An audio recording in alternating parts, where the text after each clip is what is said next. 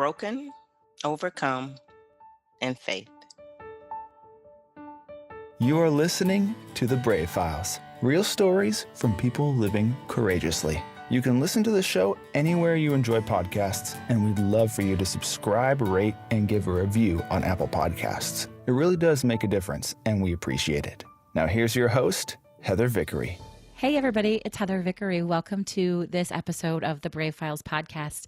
I am glad to have you here. Hey, do you guys have your Choose Bravely t-shirts yet? You know you can go and grab those on our website and remind everybody around you that it's important to choose bravely each and every day. So today I ask you to imagine, if you will, that you're a new college graduate and a newlywed, getting ready to start your life and having the bottom fall completely out from underneath you. That's what happened to today's guest, Monique Pettaway. Monique joins us today to talk about her newlywed experience and her husband going to prison for murder, standing by him and learning to completely rebuild her life without him. I am honored to have you here, Monique. Welcome to the show. Thank you so much. Thank you. Thank you. So everybody on the listening end now is going, what just happened? I said the same thing. Yeah, I'll bet you did. Can you take us back to the time graduating from college, meeting your husband, getting married? Can you start there? Yeah, definitely. Like you said, I had gone to college and I had decided to major in education. And shortly after before I graduated, I met a guy and, just fell in love. And right after I graduated, we got married. And the most interesting thing is we didn't tell anybody. We just kind of like went off. And Oops. I know my mom was really shocked and she was like, what? My dad was like, okay. So for me, we were in love and we were ready to start life. And for me, I was ready to start life. I had just graduated college, just got married, and I actually had just gotten my first teaching job. Okay. And What so, made you get married on the fly without telling anybody? What was the motivation behind that? I don't know. And because weirdly enough, I hadn't even thought about getting married, but I guess when love hits you, you just do I whatever guess. is Yeah. necessary. So we just went on and we got married. I mean, there was no specific, like, hey, we need to do this now. We just wanted to get married Yeah. and we did. And Okay. so we went to the courthouse and there you have it. And We there you did. have it. And Yeah. so then you come home married and your family says what? What just happened? What? just like we did, just like the listeners did. Yeah. So we got married in August and I ended up coming home in November. And I said, I'm not calling my parents and telling this over the phone. Wow. I said, I'm going to do this in person and we're just going to do it together. So I came home for Thanksgiving. He was with me. And of course, I had to introduce him. And And I had said, your parents never met him? no, Oh, wow. no, they hadn't met him. And this was their first time meeting him. And I said, hey, mom, hey, dad. They had heard me talk about him. They knew I talked Right. about him quite a bit. And I said, hey, we got married. And she was like, what? As a mother, I am angered on your mom's behalf. Like, I can't you know. take that away from me? I know. And those were her words. She was like, well, what about the wedding? I was Yeah. like, But it wasn't important to you and it's your journey, not hers. But that's well, hard as a parent, I know. And we were going to do something later, but that just didn't happen. That didn't happen. Did not happen. So So 8 months after your secret wedding, something terrible happened. So, like I said, I had just started my first teaching job and I was a science teacher at the time. And the time rolled around for us to go on spring break. And, teachers, we're ready to go. So, Yeah. me and his family were going to get together and we were going to go on a trip to Disney World. So, we had been planning this trip for a while, and so the time was coming, and he had 2 kids already, and so I become like an instant stepmom. Wow. How old were the Yeah. kids? Are the kids? Oh, they were real little. They were like 6 years old and 2 years Okay. old. They were really, really Babies. small, Yeah. and yeah, they were really tiny. And weirdly enough, me and the kid's mom really got along, and That's nice. so we were kind of all in one unit, so to speak, and so we were all going together. It was I gonna love that. Yeah, so it was me, the kid's mom, and my mother-in-law. We were all going on a trip together. At the last minute, he decided not to go. He decided to stay home. And so we all ended up going anyway. But in the midst of that, when I came home, my phone at home had been ringing off the hook. And, it's unusual for my mom to call me. So, we had the caller ID during that time, when Right. How everybody long had ago planned. was this? I know you were This 26, this but was Yeah, yeah. It's been 20 years now. It's been 20 20 years now. years. Yeah, Okay. so I was, let's see, where was that? Before you even get there, was it strange that he decided not to go on the family vacation that was his ex and his What? kids and his Well, mom? yeah, I think that was really it. He was like, I think he felt a little uncomfortable with Okay. all of us being there, because it would have been me, his kids, and his ex and all that. So I think it was just really kind of uncomfortable. So he just Okay. decided not to go. Like I said, when I got home, my mom had been calling, and it kind of like threw me off because she doesn't ever call me. That was kind of like an unusual thing for her to call. And especially when I checked the caller ID, it had like so many missed calls, and they were Right. like all through the night. And I'm like, what in the world is going on? So when I walked through the door, again, the phone rings again. And Definitely pre cell phones 20 years ago. this wasn't even a cell phone. This, I know. That's what I mean. Like, they would have yeah, got you in Florida if you had yeah, had a yeah. cell So phone. If it was today. I get home, and I did have a cell phone, but yeah, it just wasn't on at that time Okay. because it wasn't really that popular, and so it Right. wasn't like it was just really getting to be something during that time. And Right. so I get home and I go to the house, and like I say, I had checked and saw all these missed calls. And by that time, the phone rang again, and well, it rang while I was there. And I picked up the phone and it was my mom. And she was like, Monique. I was like, yeah. And she was like, what's going on? I was like, well, I don't know. I just walked through the door. And, like I said, I had seen all of her missed calls. And I was Hmm. like, well, what's going on? And then she asked, she was like, well, where is your husband? I was like, well, mom, I just walked through the door. I don't know where he is. And she says, well, I need you to find out where he is. And she says, I need you to call me back. And she says, but are you okay? I'm like, well, yeah, I'm fine. She was like, well, please find out where he is and call me back. And I'm like, what in the world is going on? So I hang up the phone, and immediately now my mother-in-law calls me. And I'm like, what in the world? Why is everybody trying to get in touch with me? And so I pick up the phone again, and this time it's her. And she says, Monique, I need you to leave the house, and I need you to immediately come to my house.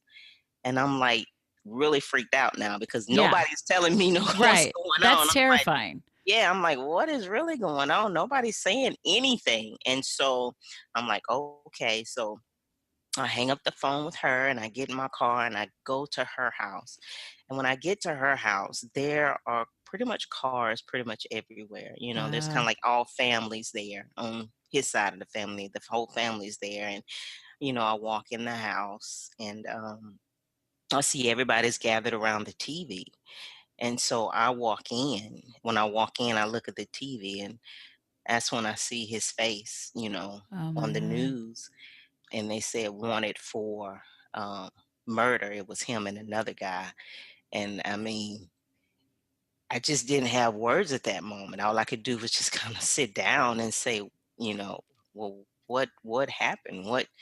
What's really going on? And I didn't have, what I didn't know what to say. I didn't know what to think. And so everybody just kind of looked at me, and I kind of looked at them. And my mother-in-law, by that time, she was like, you gonna be okay. It's gonna be okay. And so I'm just trying to figure out what's going on. I Yeah. said, well, I mean, did he hang out with a dangerous crowd? Was this like out of left field? Or, I mean, well, yeah, yeah. and in a sense, it was out of left field because he was just a regular worker.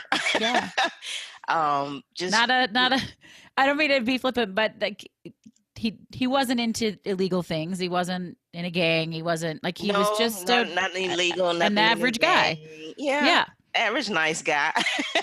yeah. But not to say that he had never done anything wrong, because I mean he did have a troubled, somewhat childhood, but Okay. he was getting away from that. Yeah.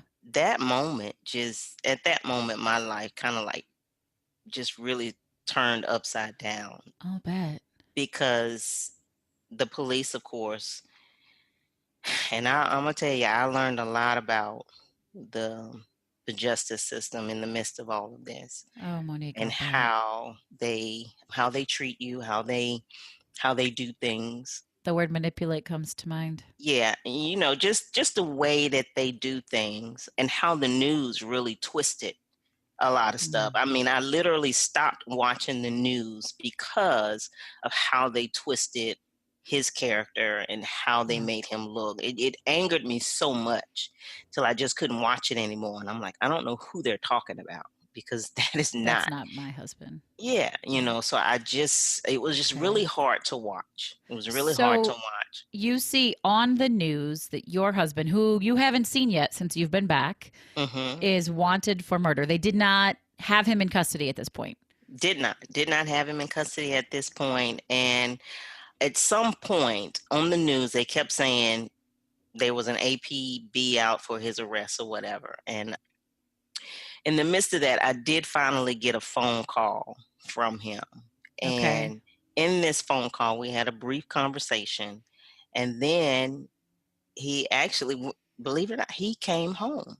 Wow. And we all sat down and we talked. And on a particular date, he said, I'm just going to turn myself in. He's like, I did not do this.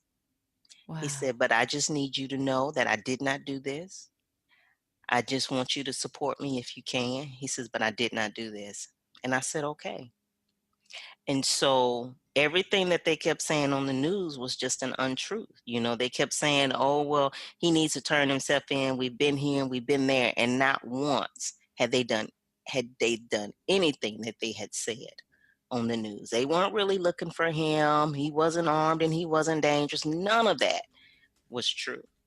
And so that's why I was really, really upset or angry, with the news at the way that they made everything to seem, because he ended up turning himself in on a particular date because he knew he was innocent. And, I And supported him. you think you'll get the support you need. So, can I ask, let's go back. Who was murdered? I don't even know who the guy was, but I will say that the incident had more to do with his ex brother in law than it did with him. Was he around? Was he No, he wasn't even around. Oh my god. That was the other part. His ex brother in law, who was still in the world, I'll say that, was the one, I believe, that we believe had committed the crime, but ended up, as they say in justice terms, turning state evidence against him He and just testifying against him. randomly picked your husband to say this guy did it? It was his ex brother in law. Right, right. But I Hmm. mean, he just randomly pinpointed your husband on this. Well, one of the things where I do have to say, this guy actually had just gotten out of prison and had no intentions on going back. Hmm. Yeah. So it didn't matter who it was. I think he was just going to turn in on anybody, but he turned on my husband instead at the time. Wow. Okay, so your husband says, I did not do this. I wasn't around. I have no knowledge. I mean, I Mhm. don't even understand. Okay, I'm getting the cart before the horse here. So he turns himself in. But I Yes. mean, we've already established the fact that he went to prison for this. I think he is currently in prison for this. Yes. Yes. He's serving life without parole because, as I stated earlier, he had done some, like, some major, minor burglaries when he was in high school. Alabama has what we call the three strikes law. Yeah, that's a So dangerous law. it is. So he had like two little incidents when he was in high school, but they transferred him over into the adult court. And That's such because of that, BS. yeah, and because of that, that was why they were able to give him the file three strikes law against him. And that was why he ended up getting life without parole. So this is interesting to me. So we had a guest on months ago, Omar Yamini, who went to Hmm. prison. Now, but he didn't. He went to prison for murder, but it was the theory of accountability. So he literally went to prison for being in the room and not Hmm. stopping it from happening. There was no burden of proof required for that. It's clearly very shady and scary. But your husband, how in the world did they convict him when he wasn't even around? What was their evidence? Hmm. Well, the ex brother-in-law, as I said, he turned state evidence Yeah, but don't you against need him. more than that? A fingerprint, a Oh, something, anything? well, here's where I learned about the justice system. There was a group of people, or so-called friends, who all knew each other, and they all decided to testify against my husband Oh at the my time. God. And the interesting thing was, the attorney that we had actually caught them lying on the stand, even struck the witnesses for lying on the stand, and they still found him guilty. Wow. So it was pretty much, they really wanted to just have someone to take the fall for the crime, because there was no true evidence.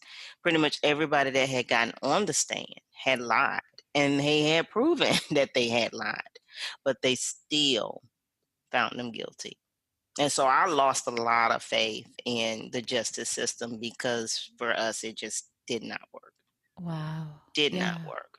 I'll bet. I mean, I don't have a lot of faith in the justice system as it is. Anyway, so what is your husband saying during all of this? I mean, like how does he make Well, he peace? I'm like I don't even know what the word I'm looking for is to yeah. be able to say, okay, here I go. Like how does he survive something like that? No, and today he's still fighting. He is still Good. fighting. But he's trying to fight the priors that he presently has. But yes, he's still fighting because he knows he's innocent. Yeah. And to watch people walk out of that courtroom who we know lied, Oh, it's and for the awful. guy who actually we believe did the crime to walk free because he cut a deal with the state and they let him walk scot free. And they actually, the one of the things that he said was they offered him the exact same deal, but he would not take it because he said, well, I didn't do anything. Why would I take a deal? So he was adamant about, I'm innocent. Why would I do that? So he just wanted to let the court system, because he believed in it, and we all believed that Right. we were going to be able to prove, because they did not have anything. So he's still fighting. Are you still married? No, I'm divorced now. What was that process? I went through every appeal. In Alabama, they have appeals, all the way up to the Supreme Court. And we did those appeals for 10 years. And on the final last appeal, they actually had given him an opportunity to go back before the courts. And we presented all of the information. And the judge said, while you're presenting everything, and I believe you, he says, I'm still not going to give you a new trial. You presented everything and I believe you, but you still don't get a new trial. Why? Did he say why? I guess he didn't have to, but did he? Exactly. He just didn't have to. He said, but I'm not going to give you a new trial. And so at that point, he agreed that he was not going to keep me locked up with him. Wow. I had given a lot of years, and it is difficult. People don't really understand how difficult it is to live your life on the outside while your loved one is in prison. Absolutely. They I can't hurt. comprehend it. Yeah, you described it to me when we talked before the interview as prison walls within. Yes. Tell me a Yes. little bit about that. When all of this happened for me, I went into a very deep depression. And people deal with depression different ways. And for me, depression was through uh, sleeping, kind of ostracizing myself, staying in my room, not coming out, Hmm. losing a lot of weight, mentally just shutting down, but still functioning, because you can still function, Right. But at the same time, you've pretty much shut down to the outside world because you don't want to allow anybody in your world because you don't feel like anybody understands. And what I Yeah. found is a lot of people don't understand. Were you able to create a network for yourself? Did you ever find a group of people who have been in a similar situation to support you? Sad to say, no, I did not. I did not have like a support group or anything to help me, but I had a family. Yeah. My mom, my dad, my, relatives, they all supported me and they supported my decision. They said, whatever decision you make, we will support you. Yeah. But they all encouraged me to, get back in my church and to, you know, find find my faith again in Because you church. really felt like you lost your faith throughout this process. It was difficult. Yeah. It was very difficult because I always would ask God, what did I do? What did I do to deserve such pain and anguish? Because I had how you have such a great life. I had never had any hiccups in my life, minor ones, but never anything to that magnitude. So then you start to blame yourself and say, what did I do so wrong? And you beat yourself up, Sure. But you for know you didn't do anything wrong. exactly. Yeah. You hadn't done anything wrong, but you feel like it. Yeah. You start to have these feelings of being ashamed and being embarrassed and not wanting to talk about it. Or you avoid. Avoidance is a huge thing so that you don't have to Sure. talk about it. Yeah. I mean, I remember that just for me, for my, my own personal life story is sort of hiding from everyone Hmm. because I avoided, I didn't know how to talk. I didn't know how to bring people in or to get out of it. But once I did do that, I got my life back. And it Hmm. it sounds like that may be a little bit of your story too, because you have really put yourself out there since then. So since you got the divorce, and let's get the timeline clear. How many years after he went to prison did you get the divorce? 10 years. Wow. So for 10 years, you stayed married. You stood by him with all of the appeals and everything. And Hmm. then finally, he says to you, we should get a divorce. I've also been told by somebody else that it's difficult to get a divorce from somebody in prison. Oh no, it's not. And It wasn't for actually, you. I asked him for the divorce, but he said Okay. he was not going to, try to make me stay because he felt like I deserved some freedom Yeah. too. But So, no, it's not difficult at all. okay. That's interesting. Since then, since those 10 years, how has your life experience changed and altered? Altered. Well, my life actually started changing while we were married Okay. because I had rededicated my life after that deep depression. And it took about 4 years.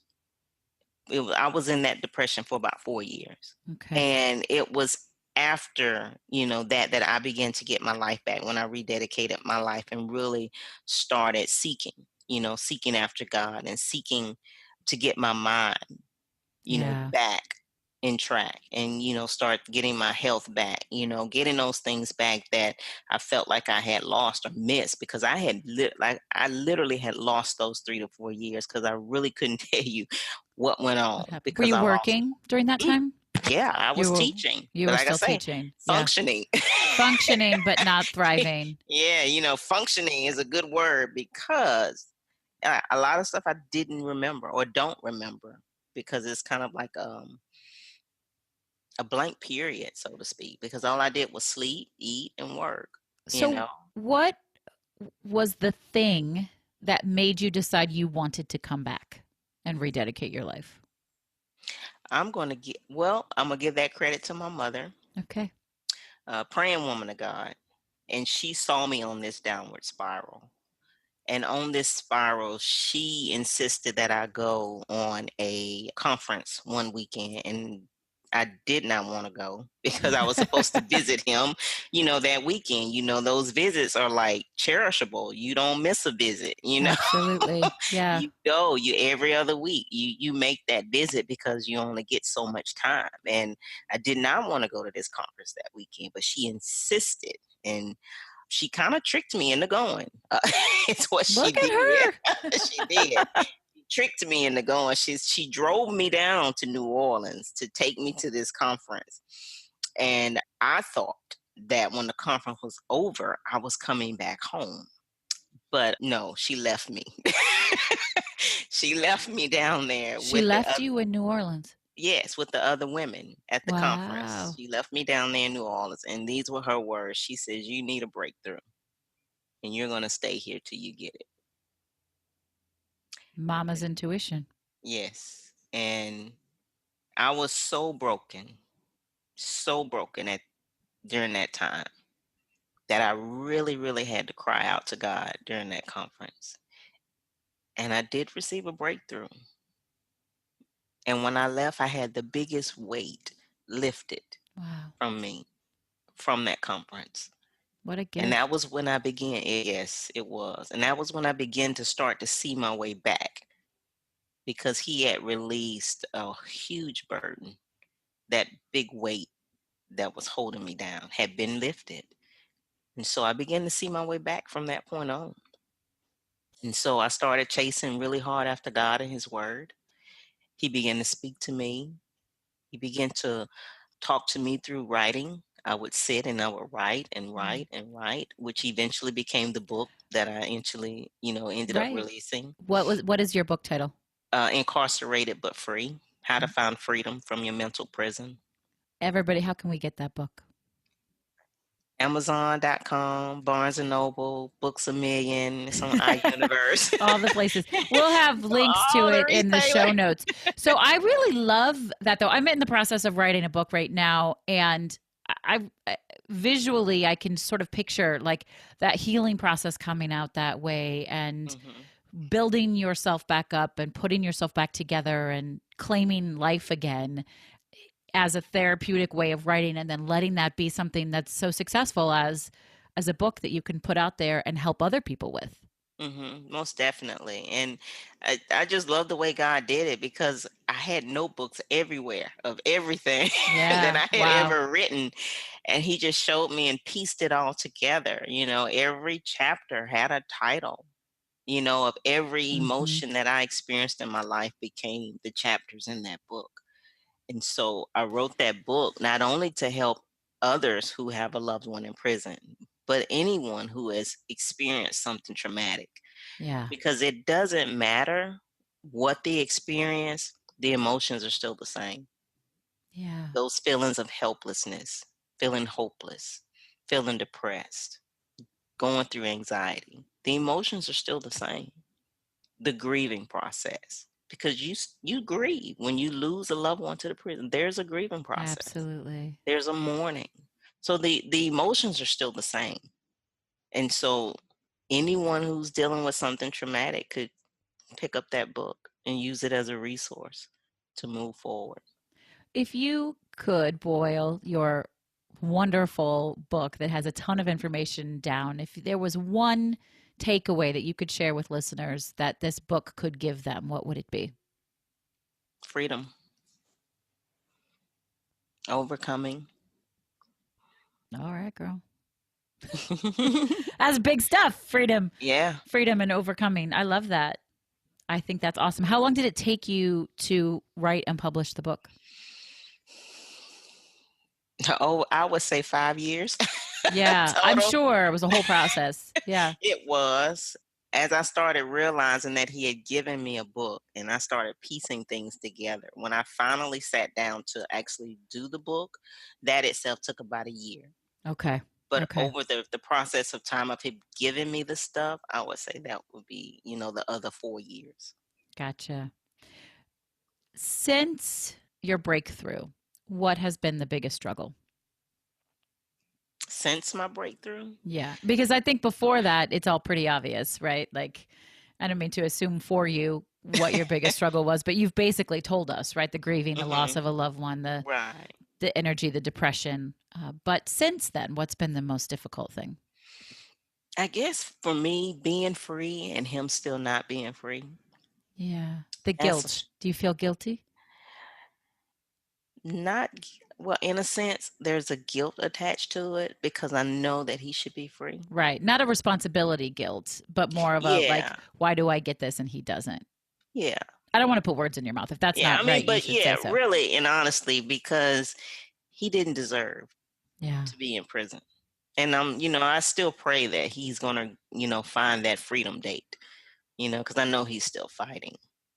Yes, I hope that he does also. Does he have good representation? I feel like 20 years later, maybe there's some forensic evidence or something. I don't know. I'm not. I learn all my law stuff from How to Get Away with Murder. So Like, no, and ID and all these other if Shonda Rhimes says it, then I believe it. So I don't know. Yeah, and a couple of things he's working on, I know, is those past witnesses that they were able to X out. Some of them are willing, that we know of now, willing to come back and retestify real truth, not Yeah. lies or an untruth. But as far as an attorney, he's kind of just reaching out to like your Innocence Project places, things like that, who Right. can assist because attorneys cost money, They and I sure do. mean they literally will bleed you dry to where you don't have any more money, and then once you don't have any more money, services are pretty much done. They don't keep working. So in that process, we had gone through several attorneys. Well, if anybody listening, maybe Linda Smith is listening. She's a guest we had on the show several months ago. She does work like this. So maybe somebody out there listening knows of an attorney who has some goodwill pro bono work in them that is willing to help Monique's ex husband right Yeah. this terrible wrong. Reach out to us, okay? Because I this is something that I feel really passionate about, and seeing innocent people go to prison is something that just it angers me. To me, I would rather see, you know, three guilty people go free than one innocent person go to prison. Mhm. Yes. I really would.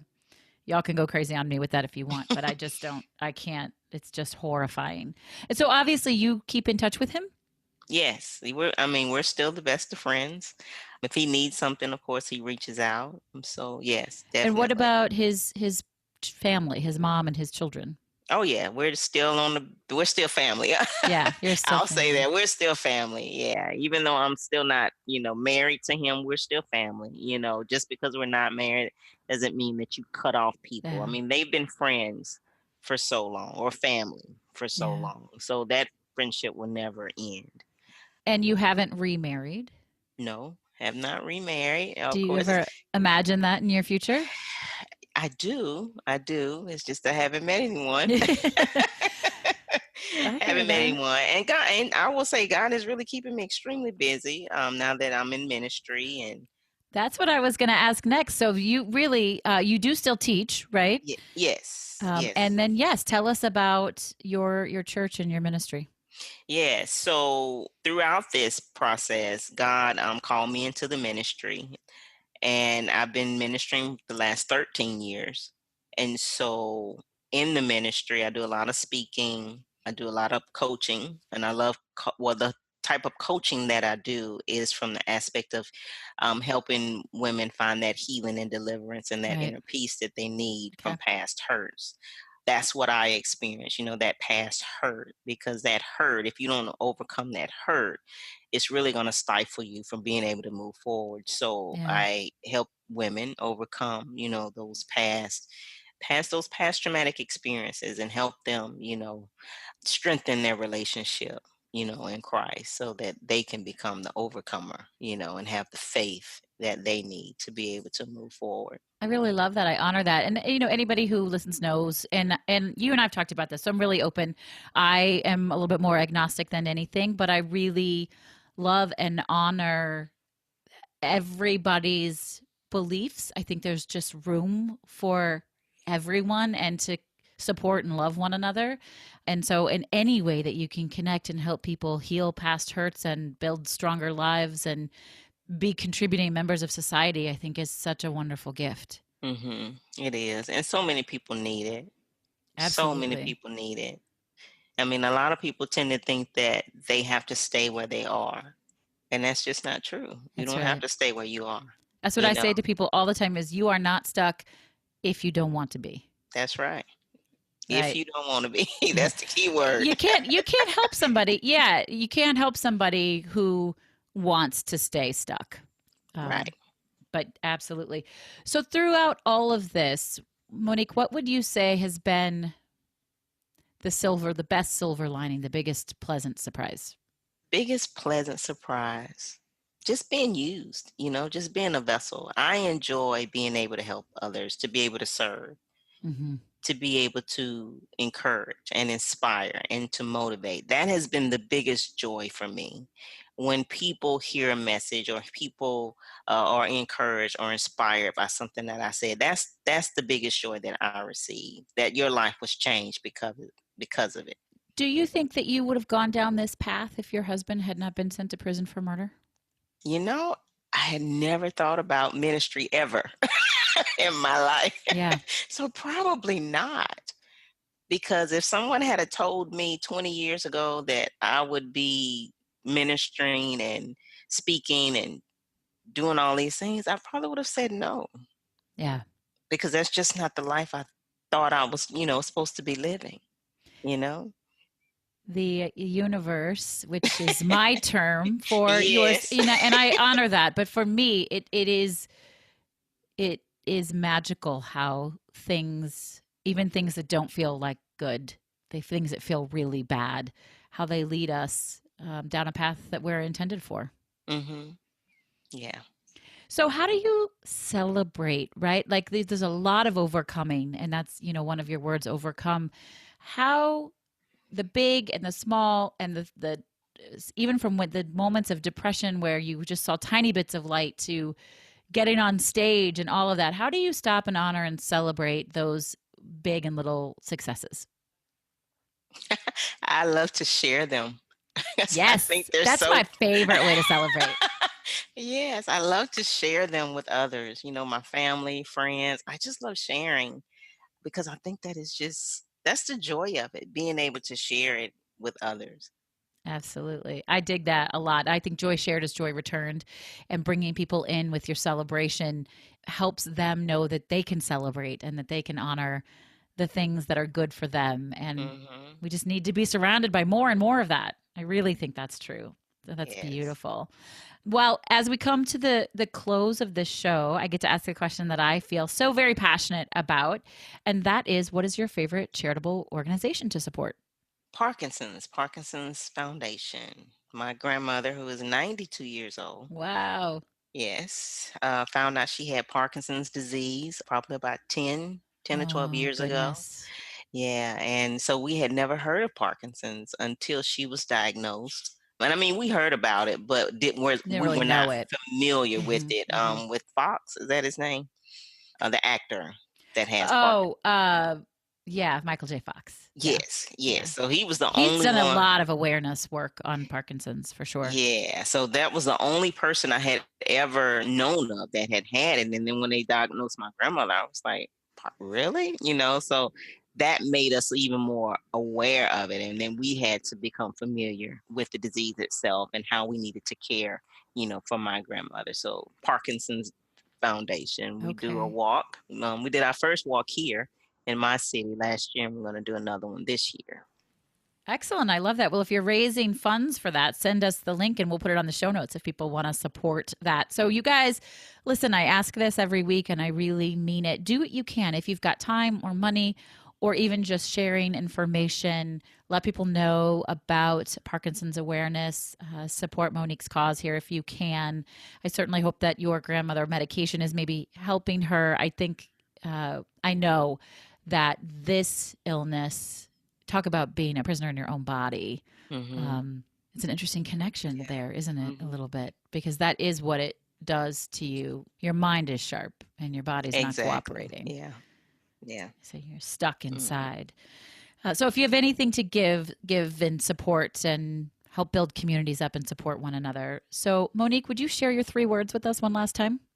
Broken, overcome, faith. So we had some conversation about the 3 words, and you want to share with everyone why those are the words you selected? Broken, because that's where I was. I was broken for a very long time and wasn't sure if I was going to ever be put back together. Overcome, because I did overcome my circumstances. I didn't let the circumstances overcome me. I was able to rise above and move forward. Yeah. And then faith. You got to believe in yourself to be able to move forward. I think those are beautiful words. That you have such an energy. I can literally feel it, which I imagine is quite electric when you're on stage or when you're ministering, all of that. Some sort of, you have a very peaceful energy about you, but it's not a passive energy. It's an electric, energetic energy that I think is such a gift and a way to connect with people. And I'm so grateful that you've come here to share this very difficult journey with us, but to remind people that you don't have to stay in your mental prison. There are options. That's right. Right? You don't have to stay Mm-hmm. broken. I love that. Monique, thank you so very much for being here Thank with you. us today. Thanks so much for having me. All right, everybody. So this is Heather Vickery. I'm reminding you today and all days to choose bravely. Thanks so much for being on the journey with us. We'll talk to you next week. Today's show was brought to you by Audible. Audible is offering our listeners a free audiobook with a 30-day trial membership. Just go to audibletrial.com/thebravefiles and browse their unmatched selection of audio programs. Download a title of your choice for free and start listening. It's that simple. Just head to audiotrial.com/thebravefiles.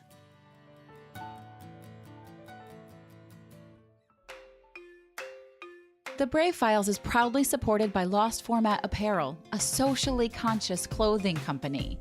You already know that homelessness is a huge problem. Over 500,000 Americans are living without shelter and millions more without consistent access to everyday basics. My friends at Lost Format know that solving homelessness is a much larger problem than any one company or person can solve on their own. It requires teamwork, sacrifice, strength, and building communities through personal and professional relationships. And isn't that exactly what the Brave Files podcast is all about? That's why I'm proud to say that the Brave Files has partnered with Lost Format, and together we're working to change the face of consumerism in addressing homelessness.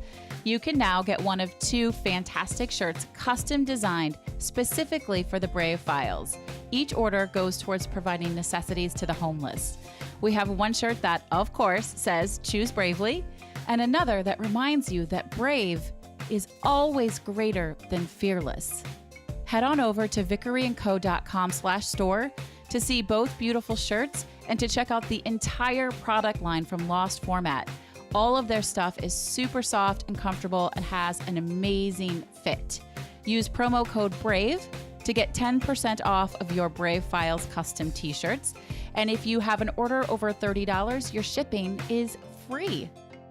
I choose bravely to take the plunge to help solve homelessness. Are you with me? Thank you for listening to The Brave Files. Be sure to visit thebravefilespodcast.com to access the show notes and discover fantastic bonus content. Music composed and produced by Matt Lewis of Union Music, LLC.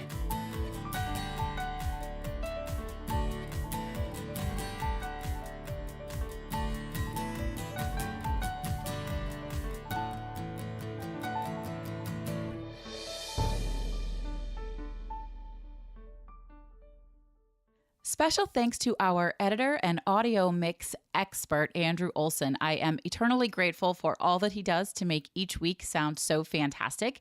You can hear more of Andrew's work at findandrewolson.com.